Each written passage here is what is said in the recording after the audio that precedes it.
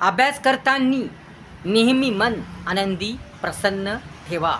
नाराज दुःखी हातास ठेवू नका. हा विषय आपण पाहत आहोत.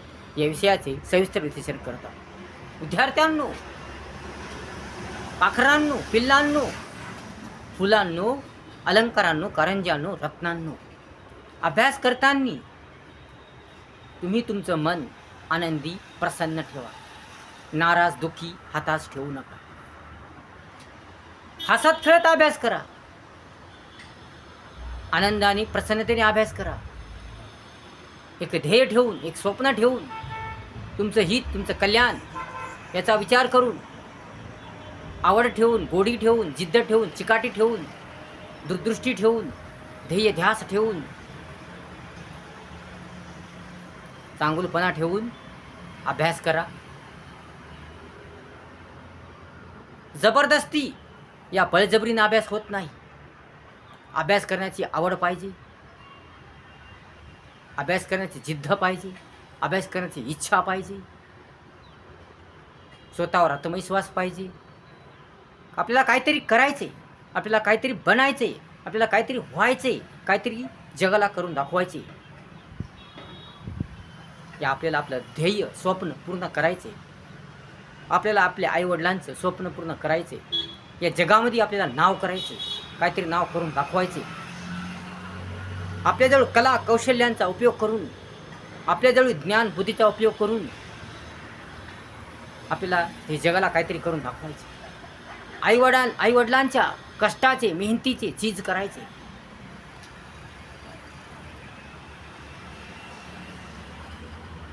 असं ध्येय स्वप्न ठेवा आणि आनंदाने प्रसन्नतेने हसत खेळत खुशीने अभ्यास करा.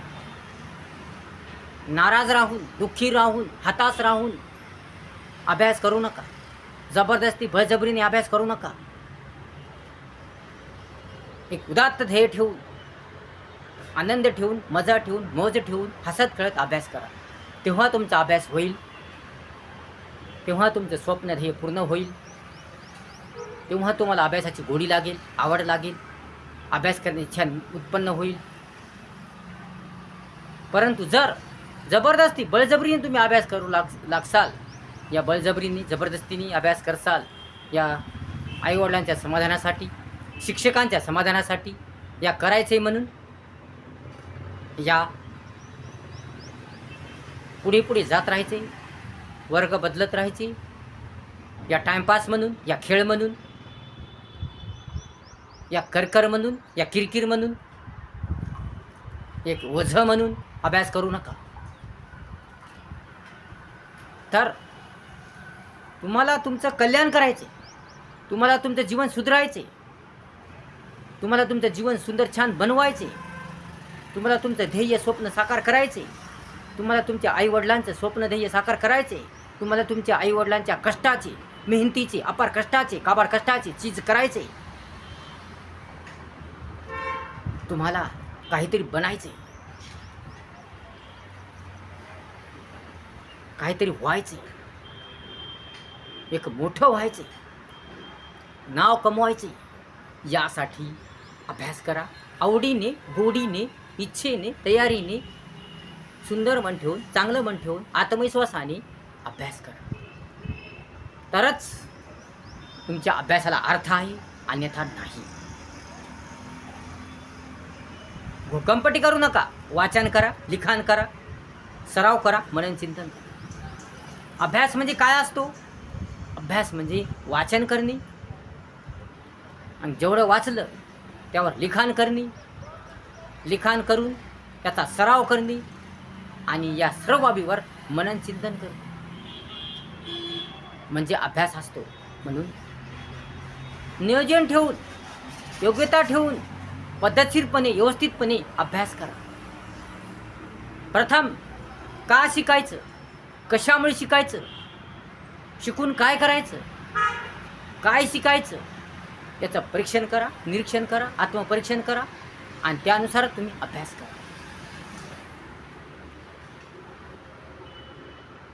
शिक्षण म्हणजे काय? शिक्षणाने काय होते? शिक्षणाने काय घडते? का शिकायचं असतं, कशामुळे शिकायचं असतं,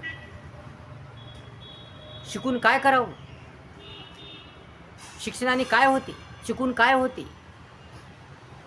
काय काय शिकायचं, काय काय वाचायचं, कसं शिकायचं, कसा अभ्यास करायचा, याचं सर्व परीक्षण करा. आधी याचं सर्व परीक्षण करा, निरीक्षण करा, याचं महत्त्व जाणा आणि नंतर अभ्यास करा. अभ्यासाचा अर्थ जाणून घ्या आणि नंतरच तुम्ही अभ्यास करा. आता का शिकायचं, कशामुळे शिकायचं, काय शिकायचं, यावर आपण एक व्हिडिओ बनवणार आहे. त्यामुळे लेकरांना कन्फ्यूज होऊ नये, कोणता गोंधळ होऊ नये, यासाठी आपण एक व्हिडिओ त्यावर बनवणार आहोत. शिकायचं असतं आपल्या भल्यासाठी, आपल्या कल्याणासाठी. शिक्षण घ्यायचं असतं आपलं जीवन सुंदर करण्यासाठी. शिक्षण शिकायचं असतं आपल्या सर्व काही येण्यासाठी, आपल्या सर्व काही माहीत होण्यासाठी, आपल्या सर्व काही समजण्यासाठी, आपल्या सर्व काही कळण्यासाठी, आपल्याजवळील कला कौशल्य यांचा विकास करण्यासाठी, आपलं जीवन सुंदर करण्यासाठी शिकायचं असतं. शिक्षण म्हणजे आपलं जीवन सुंदर करणे होय. शिक्षण म्हणजे आपलं अज्ञान अंधकार दूर करणे होय. शिक्षण म्हणजे आपल्याजवळ कला कौशल्य यांचा विकास करणे होय. शिक्षण म्हणजे कळणे, समजणे, वळणे होय. शिक्षण म्हणजे आपल्या जीवनाचं कल्याण करणं होय. शिक्षण म्हणजे चांगलं सुंदर वागणे होय. म्हणून आपलं जीवन सुंदर करण्यासाठी, आपल्या सर्व माहिती करण्यासाठी, आपल्याजवळ कला कौशल्यांचा उपयोग करण्यासाठी, या चांगलं जीवन जगण्यासाठी, सुंदर जीवन जगण्यासाठी शिक्षण शिकायचं असतं. शिक्षण शिकायचं असतं. शिक्षणामुळेच आपला विकास होतो, शिक्षणामुळेच आपलं जीवन सुंदर होतं. म्हणून शिकायचं असतं आपलं जीवन सुंदर करण्यासाठी, लिहिता वाचता येण्यासाठी, सर्व काय येण्यासाठी, आपलं अज्ञान अंधकार दूर करण्यासाठी. म्हणून विद्यार्थ्यांनो, हसत खेळत आनंदाने प्रसन्नतेने अभ्यास करा. एक ओझं समजून या, एक लोड समजून या, एक कठीण काम, एक टेन्शन ताण समजून अभ्यास करू नका. टाइमपास म्हणून अभ्यास करू नका. शिक्षणाला खेळ समजून अभ्यास करू नका. करायचंय म्हणून या शिकायचंय म्हणून अभ्यास करू नका. या आईवडिलाच्या समाधानासाठी अभ्यास करू नका. या दुसऱ्याच्या भल्यासाठी अभ्यास करू नका. तर स्वतःचं कल्याण करण्यासाठी, स्वतःचं जीवन सुधारण्यासाठी, स्वतःला परिपक्व बनवण्यासाठी, स्वतःचं जीवन सुधारण्यासाठी, आपल्या इच्छा आकांक्षा पूर्ण करण्यासाठी, आपल्याजवळ कला कौशल्याचा उपयोग करण्यासाठी, सुंदर जीवन जगण्यासाठी अभ्यास करा. म्हणून हसत खेळत आनंदाने प्रसन्नतेने अभ्यास करा. जर आनंदाने प्रसन्नतेने हसत खेळत अभ्यास करसाल, एक ध्येय ठेवून, एक उदात्त ध्येय ठेवून, एक स्वप्न ठेवून,